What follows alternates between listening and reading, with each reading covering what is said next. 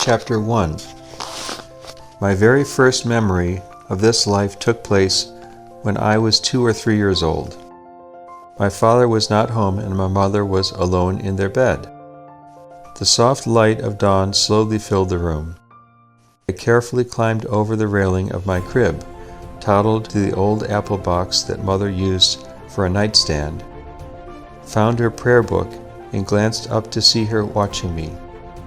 She threw back the covers and lifted me into her arms, took the prayer book, and began to read to me. Some of the prayers I would try to repeat. The love and warmth of Mother, the security, the peace that pervaded my tiny heart as the early morning sun crept into the room will never be forgotten. Mother, having little education, was not a good reader, but she was simple and pure. Her love and sincerity gave meaning to words that neither she nor I understood. Suddenly the room seemed full of an unearthly light, and my tiny body tingled all over. This was my first experience of a world that surpassed ours. So complete, so pure, so near unto God.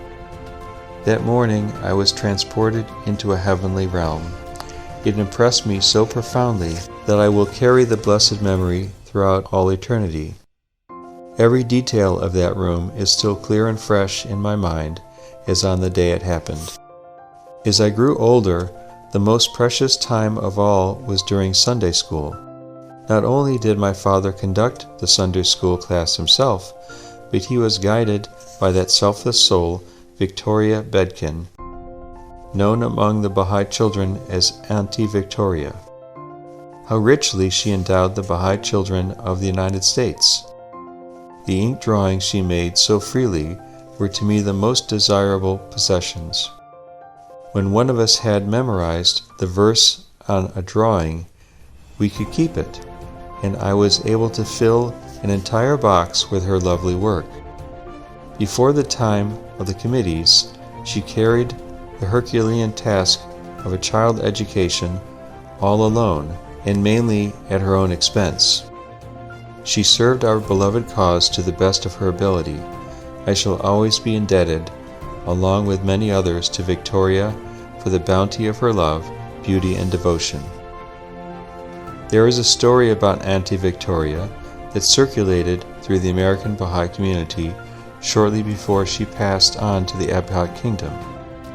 It appears that our baby days of forming assemblies and the birth pangs of the administration, the National Spiritual Assembly decided to form a children's education committee and did not appoint Auntie Victoria to it. Notwithstanding, that staunch warrior kept her love and nourishment flowing to the children who had grown to love her. Finally, in exasperation, so the story goes, the National Spiritual Assembly wrote to Shoghi Effendi advising him that Auntie would not quit teaching children. Shoghi Effendi, ever with his finger on the pulse, replied that they must leave her alone. All I can add to this, my life is much richer because of her. Then came the Great Depression. Many were the nights when our family went to bed hungry. No work, no income. We only had the wealth of the knowledge of God to sustain us. During these hard and trying times, a stalwart pioneer, Fred Mortensen, would come to visit, often arriving after riding in a boxcar, carrying a well-worn carpet bag.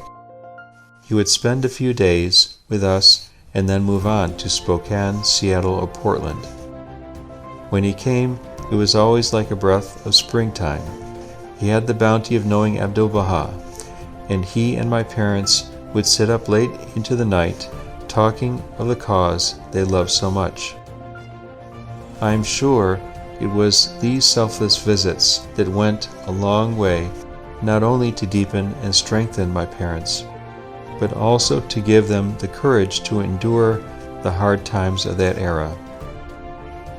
In desperation, my parents sent me away at the age of only 9 to work in a dairy, so I entered what could best be called the 20th century slavery. I worked 12 to 16 hours per day, but the job supplied milk for my parents and sisters. This time became the beginning of a long black night for me. I was cut off from the spiritual sustenance of my home and family and set adrift in the world of materialism. From the dairy, I shuttled from job to job, unable to continue my education until finally the horror of horrors came when I was swept into the vortex of the Second World War. I am sure that the past 100 years in the history of humanity will in the future be branded as the most barbaric and savage ever.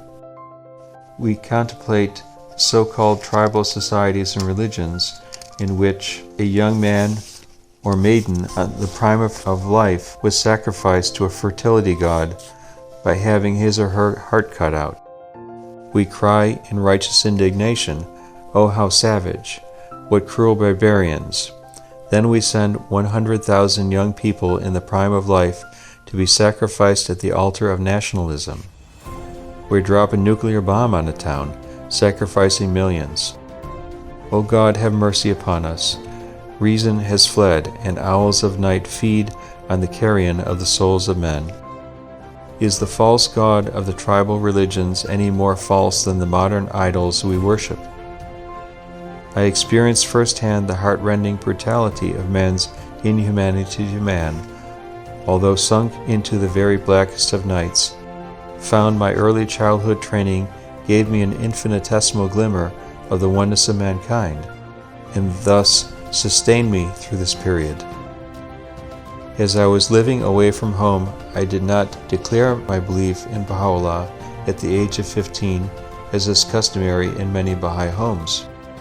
The yearnings of my heart for those early awakenings of the spiritual truth and nearness to God had kept me going from church to church, but they did not give my soul the nourishment it so longed for.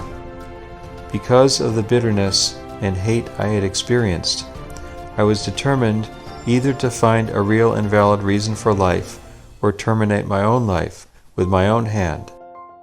I felt that if what I had endured was a criterion for life, then life itself was a sham and an empty letter. I left home a boy and returned a grown man, only to find my father on his deathbed. As sick as he was, none of his ardor or enthusiasm for the cause of God had waned.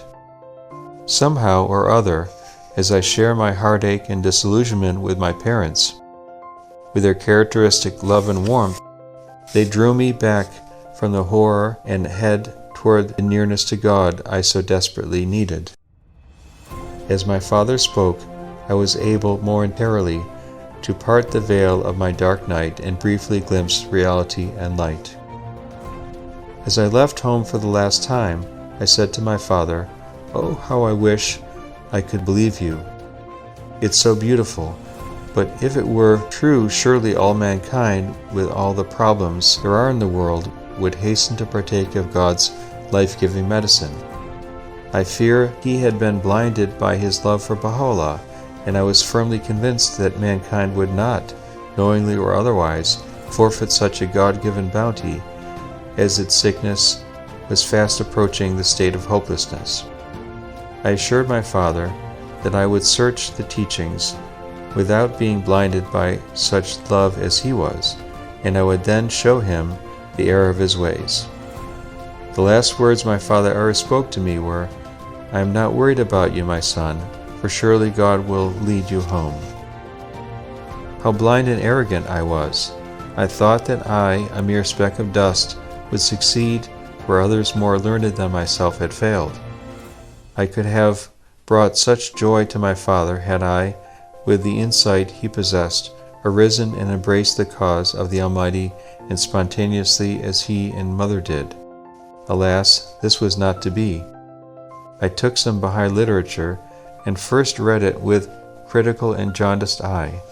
Then, as I began reading the writings of Baha'u'llah and Abdu'l-Baha, I was like a thirsty man coming to the sea of life, and although my soul was fired with the teachings of God for this day, I nevertheless was too enmeshed in the black night to realize it.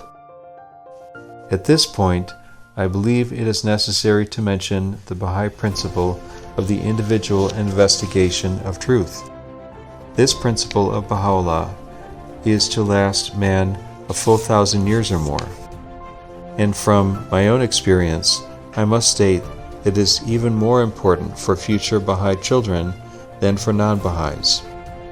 Each individual must seek and come to the fountain of life through his own efforts. When we are born into the rare atmosphere of a Baha'i home, it is all too easy for a child to accept the cause based on the love and happiness generated by the believers.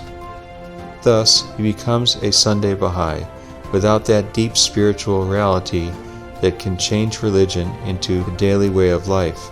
Already, in less than 150 years, this principle has been overlooked in many Persian and none too few American Baha'i homes. Children are taught the laws and truth of Baha'u'llah's message, but this universal law of individual investigation of truth has been clearly neglected.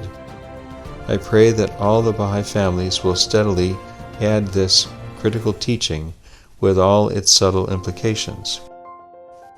Alas for me, I did not immediately follow my newly found beloved after my own independent investigation, but again went off chasing those chimera, the god of education, god of matrimony, the god of worldly success and achievement. Upon attaining each goal, I found but a shell, and the reality seemed to elude me. I was now a father myself, wanting my children to have the same type of spiritual life that I had experienced. The next time I came upon the ocean of life, both my wife and I jumped in. After much study and investigation, we accepted the cause of Baha'u'llah completely and without reservation. The occasion of the piercing of the veils and our birth as believers took place in the year 106 of the Baha'i era, 1950, in the state of Washington.